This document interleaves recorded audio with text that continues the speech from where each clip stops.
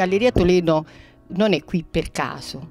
Noi quando abbiamo deciso, la cooperativa e il teatro, quando ha deciso di aprire un teatro, ha scelto il luogo e abbiamo preferito i quartieri spagnoli proprio perché secondo noi è un luogo molto importante, un luogo di grande storicità, insomma, diciamo, e poi avevamo voglia di lavorare col territorio. Anche in questo momento noi abbiamo un gruppo di ragazzini, noi abbiamo fatto una lettura, un'interpretazione del quartiere e adesso stavamo scrivendo, diciamo, una sceneggiatura, insomma, ambientata nel quartiere, e poi ormai i ragazzi sono andati in vacanza perché molti di loro vanno al mare, quindi riprenderemo a settembre. Comunque voglio dire, questi ragazzi sono vivacissimi, intelligentissimi e hanno bisogno soltanto di sollecitazioni. Certo, noi non facciamo una programmazione per il quartiere, però ci piace pensare di poter costruire degli spettatori in questo quartiere, quindi, come dire, dare un'attenzione alla formazione culturale di questi ragazzi. Ecco, questa è la cosa più importante. Facciamo molto altro lavoro, non soltanto per i ragazzi del quartiere. In questo momento abbiamo un progetto importante, si chiama Progetto Shakespeare,